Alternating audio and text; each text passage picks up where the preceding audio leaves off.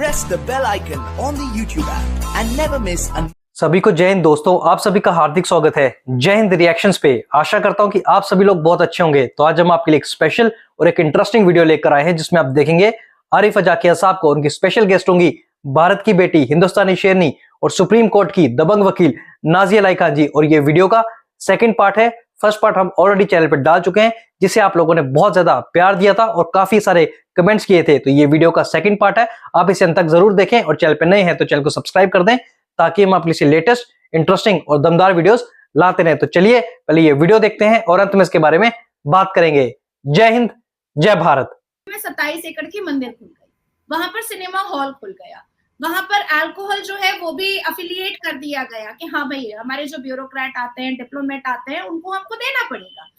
तो अब आप सोचिए कि हमारा कुरान कहता है लकुम दीनकुम वलिय दीन, आप अपने धर्म की इज्जत करो, दूसरों को उसके धर्म की इज्जत करने दो। तो जिस कंट्री में 3 मिलियन से ज्यादा हिंदू लोग हैं, उनके आस्था की जगह वहां पर होनी ही चाहिए, तो उन्होंने खोल दिया। द सेकेंड थिंग इज कि इस्लाम में एफर्ट, एडुकेशन की बातें हैं लिखी हुई, लेकिन वो दिखावा है। जैसे हम लोग बोलते हैं कुरान का पहला वर्ड इकरा का है, लेकिन भाई हम जब कुरान खोलते हैं तो इकरा तो लिखा हुआ नहीं है, वहां पर तो अलम तो शरीफ लिखा हुआ है, वहां तो इकरा नहीं लिखा हुआ है। तो उन्होंने अपने देश को, अपने कंट्री को इम्प्रूव करने के लिए, उसको डेवलप करने के लिए, वहां की इकोनॉमी को बूस्ट करने के लिए हर वो चीजें कर रहे हैं वो जो उनको करना चाहिए। अब बहुत सारे एक्सपेक्टेशन ना भारत में हिंदुओं के हो गए हैं कि सऊदी अरबिया इतना रिफॉर्म कर रहा है, 8 साल 10 साल के बाद भारत के मुसलमान भी रिफॉर्म कर जाएंगे। और मैं उनको चैलेंज दे रही हूँ कि भाई नहीं करेंगे, आप देख लेना। अब वो कहते हैं क्यों नहीं करेंगे, तो मैंने उनको एक जवाब दिया।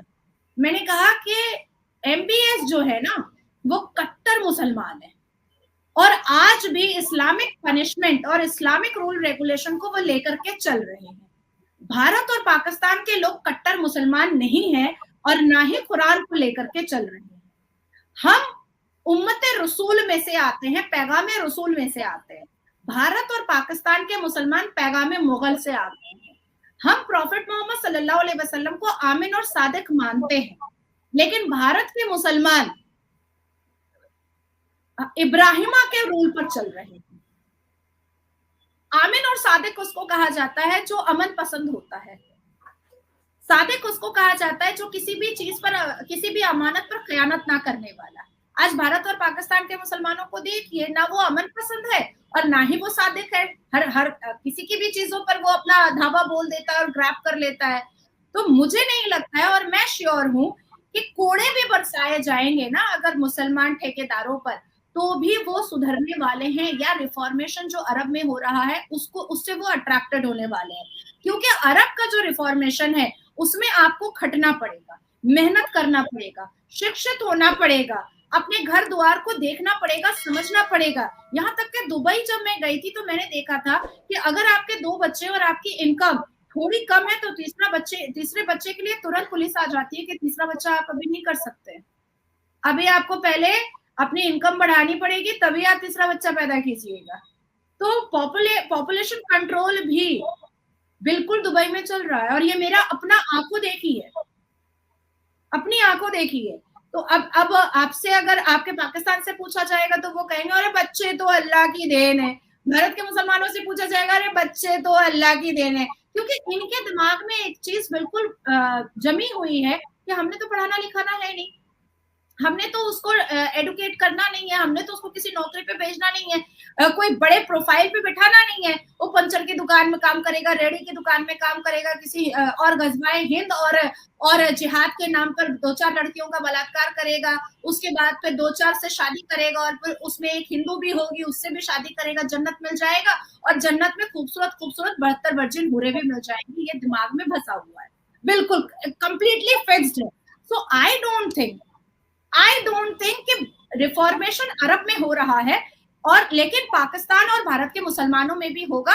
पाकिस्तान और भारत के मुसलमानों में रिफॉर्मेशन तभी हो सकता है जब इनके सारे भीख को खत्म कर दिया जाएगा, जब इनको रोटी रोटी और नमक नमक के लाले पड़ेंगे, तब इनको समझ में आएगा कि नहीं भैया आप काम करना पड़ेगा और इज्जत से काम करना पड़ेगा।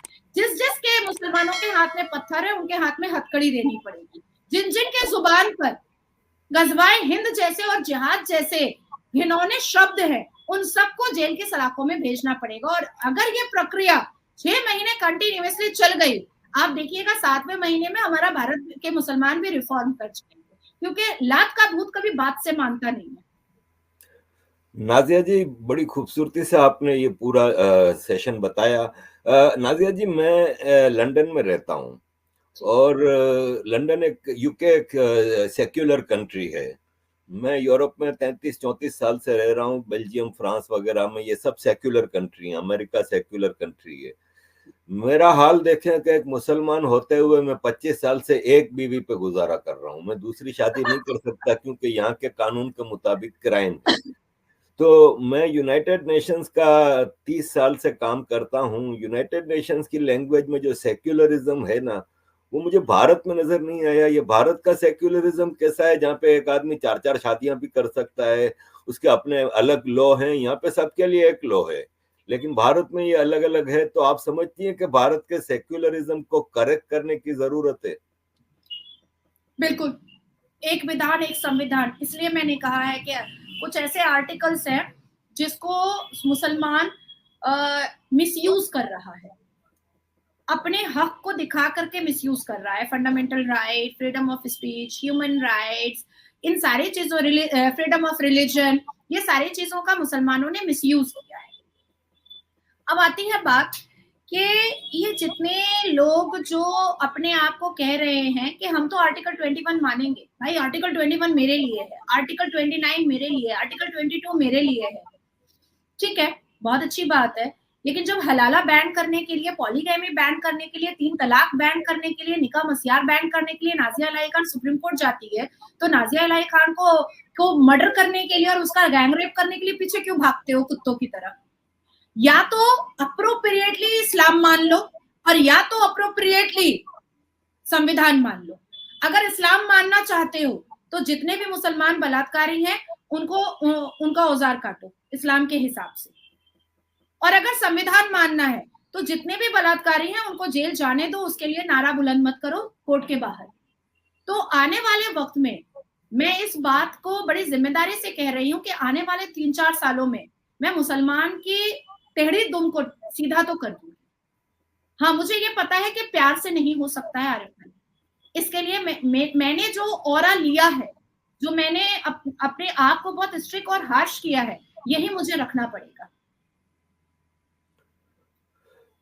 नाजिया जी, एक बॉडी है वक्फ बोर्ड जी, और मैंने जो स्टडी किया है तो पाकिस्तान में औकाफ की मिनिस्ट्री है। वक्फ की प्लूरल औकाफ होता है, तो औकाफ की मिनिस्ट्री है। मिनिस्ट्री का मतलब सरकार के कंट्रोल में, जितने मजार हैं, जितनी चीजें हैं, सब सरकार के कंट्रोल में। सऊदी अरब में भी औकाफ की मिनिस्ट्री है। पूरी दुनिया में औकाफ की मिनिस्ट्रियां होती हैं मुस्लिम देशों में, और बाकी यहाँ पे इंग्लैंड, अमेरिका वगैरह में कोई वक्फ बोर्ड वगैरह नहीं होता। तो भारत में एक देव है वक्फ बोर्ड, जिसके पास सुना है कि तीसरी बड़ी जमीनें आर्मी और रेलवे के बाद वक्फ बोर्ड के पास है। आप नहीं समझती कि वक्फ बोर्ड को खत्म करना चाहिए, और अगर ऐसा किया गया तो इसका रिएक्शन क्या आएगा? देखिए, भारत में हम लोग, मैं अपने बारे में बता दे रही हूँ, भारत में all India Muslim personal law board खत्म हो जाना चाहिए, भारत में हलाल सर्टिफिकेशन खत्म हो जाना चाहिए, भारत में शरिया लॉ जो जिन्ना का बनाया हुआ है 1937 का, वो खत्म हो जाना चाहिए, भारत में लैंड माफिया वक्फ बोर्ड खत्म हो जाना चाहिए। तो ऐसी बहुत सारी चीजें हैं जो भारत में खत्म होने की बहुत जरूरत है और इमीडिएट जरूरत है। आपने बिल्कुल सही फरमाया कि रेलवे और आर्मी के बाद वक्फ बोर्ड के पास, जिसको मैं लैंड माफिया कहती हूँ, उसके पास ही सबसे ज्यादा प्रॉपर्टीज है।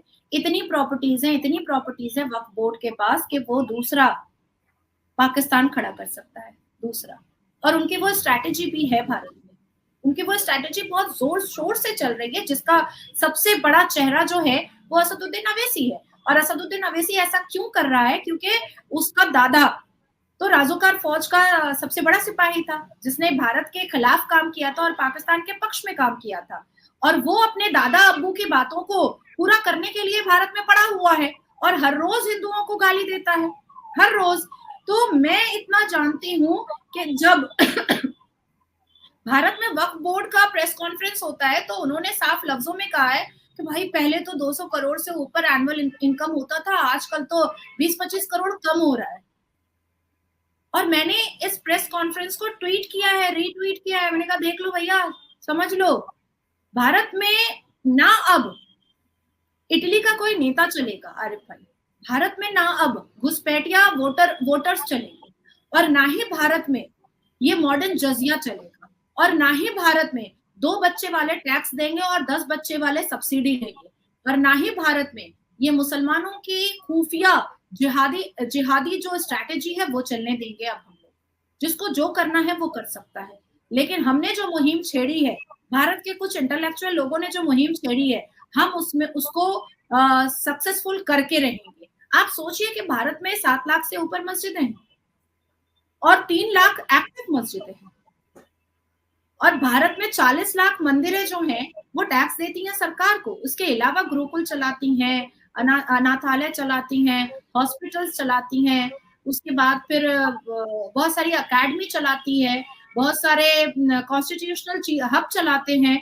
और मस्जिद का काम क्या होता है? हाथ फैला फैला करके भीख लेना, और उसके इमाम क्या करते हैं? अरबों रुपए का गाड़ी खरीदते हैं, लैविश लाइफ करते हैं, और बिजनेस क्लास से ट्रैवल करते हैं। तो ये तो एक्सेप्टेबल नहीं हो सकता है, ये और एक्सेप्टेबल नहीं हो सकता है। तो Waqf board is just a land mafia and nothing else. और वक्फ बोर्ड ओपन ही हुआ है, हमेशा से ओपन हुआ है मुसलमानों को बैकिंग, फाइनेंशियली बैकिंग सपोर्ट करने के लिए, उन मुसलमानों को जो जिहादी माइंडेड है, जो जिस थाली में खा रहे हैं भारत के, उसी थाली में लुंगी उठा करके पॉटी भी कर रहे हैं।